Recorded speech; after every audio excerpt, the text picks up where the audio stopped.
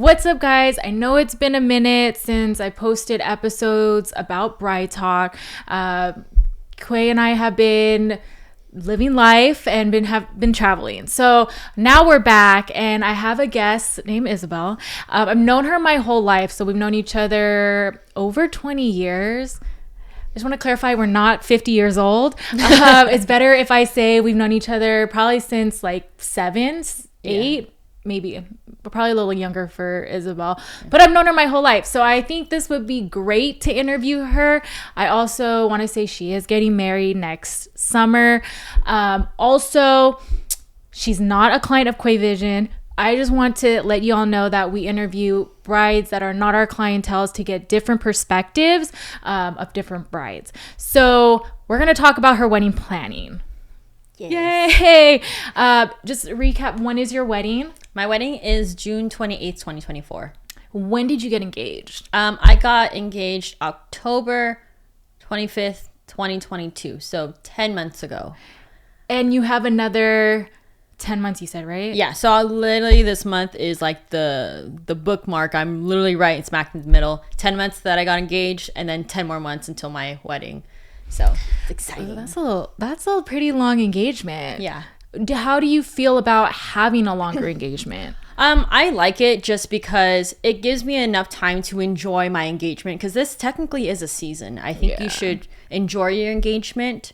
And it also gives you enough time to plan, right? Because it's not just, it's like a party on steroids. So it's not something you just throw together overnight, although some people do, but depending on how many things go into it, and it's really stressful. So I allowed myself to like not freak out. Yeah. So let's run it back though.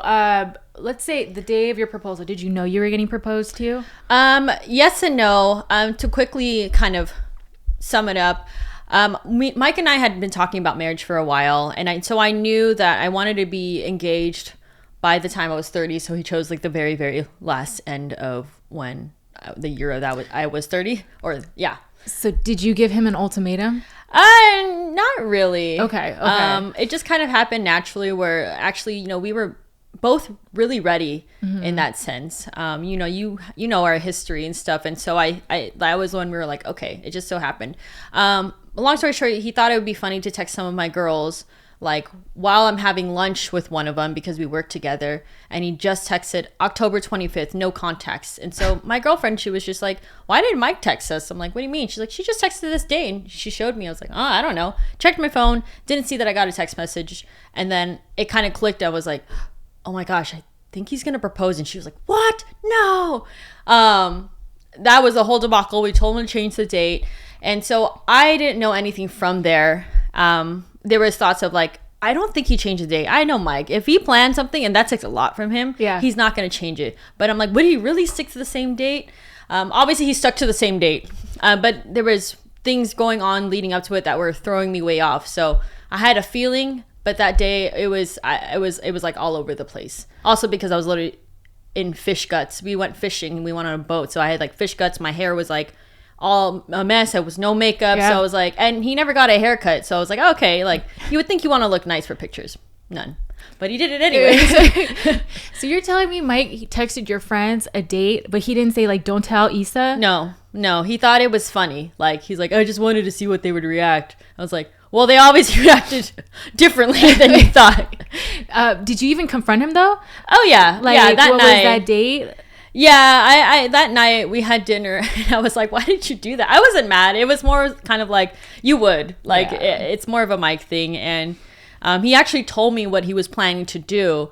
He's like, I just want you to know that, like, because we were going to go to Catalina, and I guess he was going to propose there. And he's like, we're still going to go to Catalina, though, but just don't expect, like, you're going to get it proposed to. I was like, okay. We didn't end up going to Catalina. We still went on a boat. So, okay. Yeah.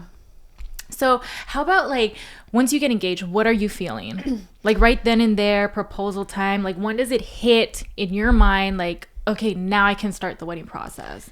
Yeah, I think it's different from everybody. Maybe it hits right away. Maybe it doesn't hit for a long time. Mine didn't hit right away. I think, first of all, especially that moment, I think it was just so many things were going on. Also, I had been up since 3 a.m, so I was just tired, and I just felt like numb. Like, is this real? Is this happening? And I told you prior before that, you know, the next day when I woke up, my dad had came downstairs and he started crying. My mom had passed away 3 years ago, and he was like, I wish your mom was here. So it kind of made me feel, you know, not sad, but just, you know, it's a bittersweet feeling. And so that's kind of actually how I felt for the first maybe 2-3 weeks. It wasn't until we actually started the wedding planning that's where it kind of, that excitement started building up. Okay. But now I'm very happy. Very happy. Well, like for the wedding planning part, let's say, you know, you got engaged, now you're ready to like start the process, right? Or all the emotions have settled down. What were your top vendors that you knew right away that you wanted? The venue. Like top 3. Oh, yeah. Is that a vendor? Minus the venue, because I feel like venue's like the most important, right? So who would your like top 3 after that be? I'd say like photography and videographer were 2. I can't really think of a third. I mean, I would say mostly people would say DJ, but actually my friend is DJing for us. So sweet. Nice. I kind of already knew off the bat, like, this is who I wanted. Yeah. So for me, it was photography and videography. So we do wedding photography, videography. I want to ask you, what was more important on your end as a bride? Like photo versus video. How did you see it? And which vendor did you want to hire first? I knew right off the bat I wanted to hire both, and I think it's very important. I've seen a lot of people say that they don't want to hire videographers, and I'm like, why? Yeah. You know, for me, I'm a very like aesthetic person. I love photos. I like seeing like what photos can create. So for me, photography was my first priority, but I knew right off the bat I also wanted videography because yes, photos are great, but to be able to relive that, you know, day all over again and seeing the emotions, you know, that comes about it. Like when I would watch one of my girlfriends, like 2 of my girlfriends got engaged married last year. And I watched one of them, like I literally felt those emotions come back again from watching the video. And that's what I want to be able to feel. And so I think that's why it's, I don't know. I mean, if your budget says so, I highly, highly, highly suggest doing both vendors. And, because I know you're very into photos too. Like I know her family, like they have holiday pictures, like everything. What is your style in terms of like, how did you know like which photographer you wanted to choose? What was your strategy in finding the right photographer? It was a lot of Instagram digging. That's what it was. And you know, we live in a time where we have that outlet. It's so much easier for us. We have these platforms that we can kind of just look at their portfolio. Yeah. And so for my eye, it's very like dreamy, romantic. I like the not pose, like, you know, what's it called? Candid photos. And a very soft, earthy kind of tone. That's what I liked. And of course, you know, Instagram, they like to know the pattern that you're looking at. Oh my God, the explore page. Right? So then it started giving me like, here you go. That's kind of what made it easier for me. And I narrowed it down to, I'm a type A person. So I looked at their websites. I looked at the portfolio. Some of them did give the pricing sheet and some of them didn't. But I inquired like a bunch of them. I'd say probably about 5. And then they would set up like an interview, you know, phone interview or Zoom interview so I can get to know them.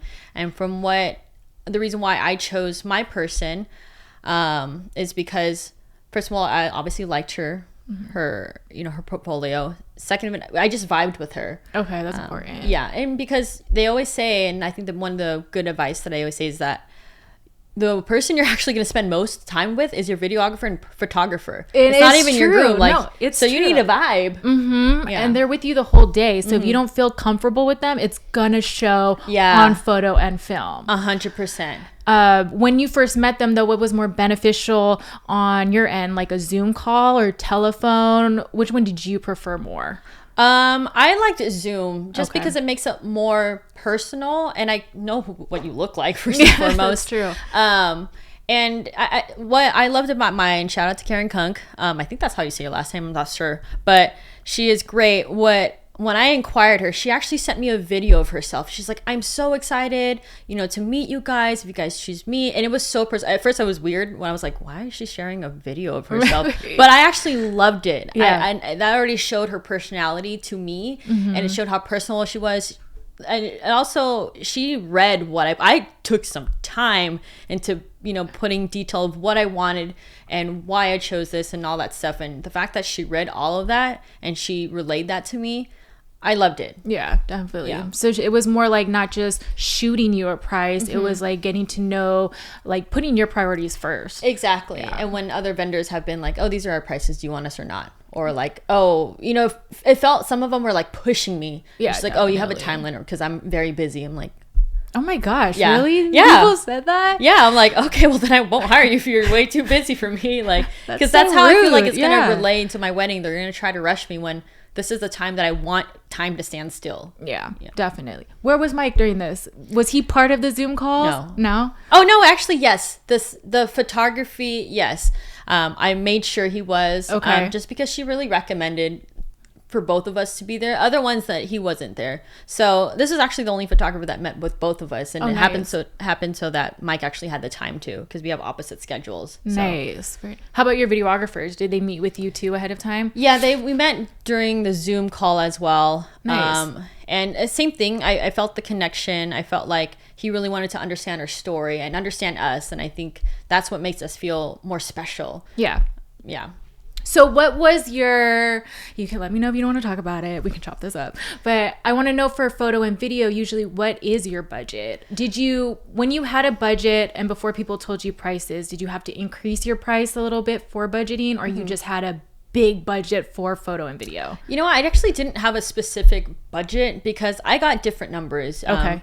The weddings that I was in, they were all different numbers, and my sister's wedding was 5 years ago, so inflation is different, Big time. Yeah. but between the other two weddings I was in last year, again, one is like she cares about the photos, and one she's like, oh no, as long as they're good. When I was looking at the prices, I think it has to be like biggest bang for your buck. Yeah, definitely. If you're only gonna shoot for like 5 hours and then nothing else, and it's like $7,000, I'm like, what the hell is that? Yeah. But as I was looking for someone that had a second shooter because I want 2 angles, Definitely. and getting things that and that other person probably can't see. Secondly, wanted to include an engagement session because I feel like it'll tell us if I really, really like your photos, and kind of you'll see what it translates to when you're in your wedding. Definitely. And then hours of availability, like I need that person legit for like 10 hours. Yeah.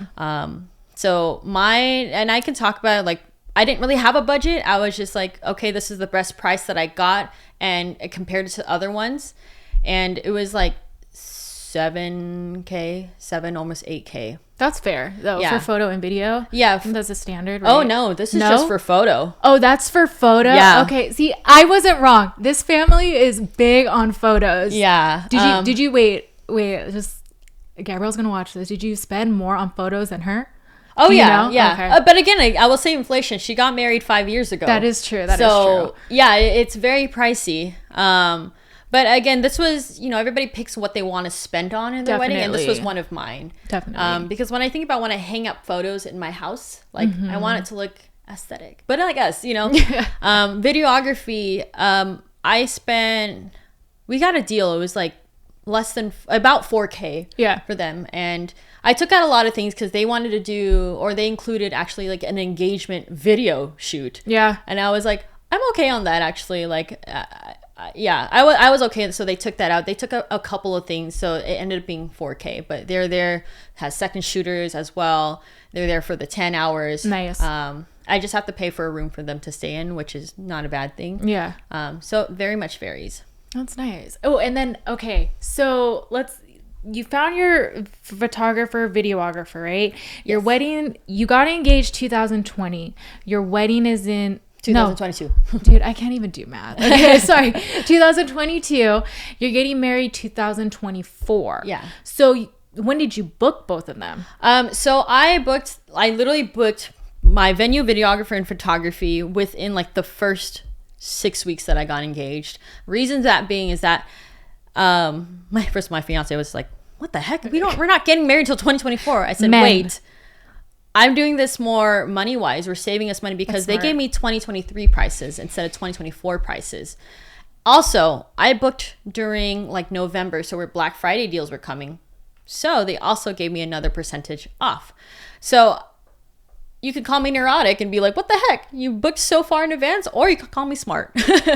Dude, this isn't type A. She's like double, triple A. Like type A personality. I'm an A++. No, that's really smart because I get a lot of brides who have met us maybe a year ago and they still want the same rate. And it's so hard when, you know, we have newer clients hitting us up and we're giving the new rate. So it's like, well, who do we honor? You know, we want to stay true and authentic as a company. We want to treat all our clients the same. So like promos are super important.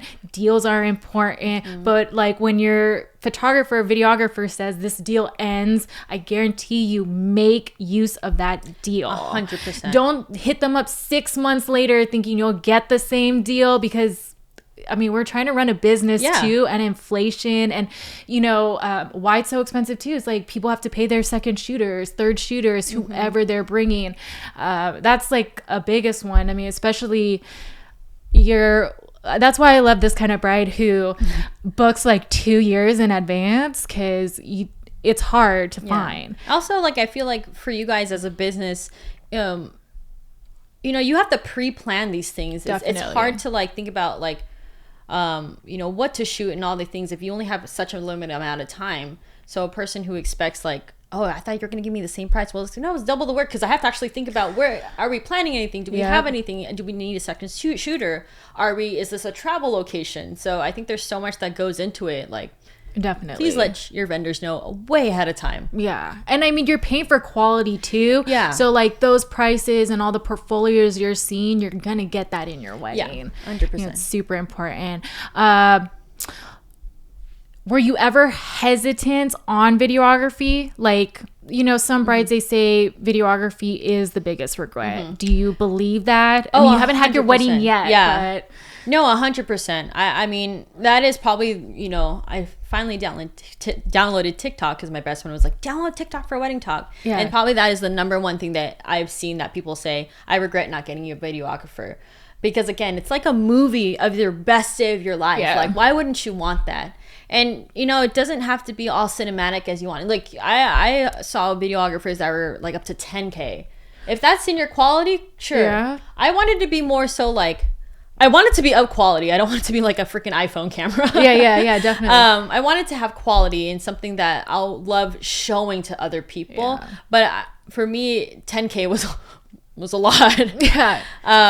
But it is extremely important. I recommend for brides, do get a videographer. It's well worth it. And I don't think I've ever met anybody that says I regret getting a videographer. Yeah, that's true. Because they're like, oh darn, I have to relive my wedding all over again. You know, that is really true. Because Quay and I, we shot a wedding, and we were doing like the first look with bridesmaids and the bride. And I remember one of her bridesmaids, I could overhear the two bridesmaids talking, and one bridesmaid basically asked if the bride got a videographer, and she was like, oh good, she got a videographer, because that's something I regret that I didn't have. Yeah. I want to also like, just, were you ever nervous? Because I am part of like some Facebook groups for brides. I know there's so many scams out there. Like, were you ever hesitant on being scammed? Oh yeah, 100%. Especially because everything is online now. Yeah, it's not like you make an appointment, or some of them they do. But do your research. Number one, do your research. Number two, get reviews. Very important. I am a huge review person. Even just on Yelp, I am looking at reviews. So yeah, I'd say just do your research. It's easier if you get a referral by somebody, because it's like they know the person, they know how they work. So yeah. And then let's just say kind of like a problem solving thing. I want to see how you would work this situation, but I've had brides come up to us and, you know, our promo is probably like 3 weeks long. Okay, they recently got engaged, they want to hire us, but you know, they have 3 weeks, right, for the promo. However, they don't have a venue yet. What should they do? Like, what would your take be on that? Because I've had brides reach out being like, oh my gosh, like I want you guys, but I haven't booked a venue. I haven't even found a venue yet. What do I do? But I want these rates.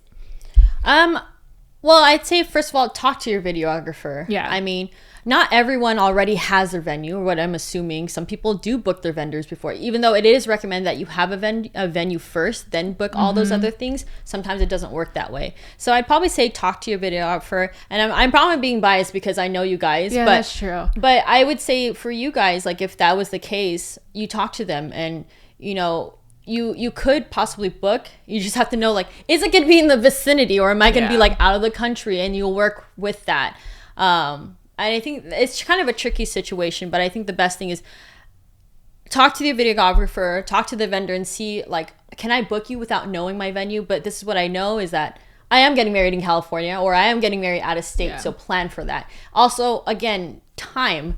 Don't be like, I'm getting married in a month and I don't know where my venue is, so stay tuned. That's a little bit, you know. And it's unfair to us too, because if you're having a big wedding, we need second, third shooters. And a lot of times our second, third shooters have other shoots as well. Yeah. So, I mean, it's kind of give or take, right? Yeah. Like that's my advice would be either try to find the venue first. And if that is the last case scenario, then just work with videographer and see what they can do for you. Well, okay, one more thing. You book them kind of like 2 years, maybe like 20 months in advance, right? Did you have difficulties with like availability? People saying, oh no, like we're actually already booked on that day? No, thankfully, I did not. Okay. The 2 vendors that I have, the other people that I reached out, yes, some of them actually were like, oh, actually we're not available today. I was like, what? It's in 2 years. But vendors go by quickly. No, yeah. So again, the time thing. I think I was seeing this research where nowadays, you know, people used to get married within a year, but it's so hard now. And so having that cushion time, it's actually the trend. Like, push out your wedding if you're able to, you know. I'm not saying like do it, but allowing that time, and just know that the closer you have to your wedding, you're gonna have to be a little bit more, you know, up to because vendors get booked out quickly, and you can't expect a vendor to shoot like a wedding every single freaking weekend, because they need their time too. So, you know, that's what. And I did not pay her to say that, so it's very true. One last thing, we're just gonna wrap up this episode. Do you have anything for the new brides regarding photography, videography, any advice for them? My advice is go on your social media platform, whatever that might be, freaking Facebook. But for me, it was definitely Instagram. Go on people's portfolios, or if you already had friends that had you know, their photographs done, and see, they always normally tag their photographers. Definitely. Go into their profile, look at the portfolio, and everybody has a certain eye, and some people may not really care, but that's my advice, is go on Instagram, look at people's portfolio, look at, you know, and inquire. And I think that's the first thing that you guys should do. That's great advice. All right, guys. So if you guys enjoyed this episode, let me know. Like, subscribe, comment. I love getting book us now. And we'll give you some more. Awesome. Have a great day.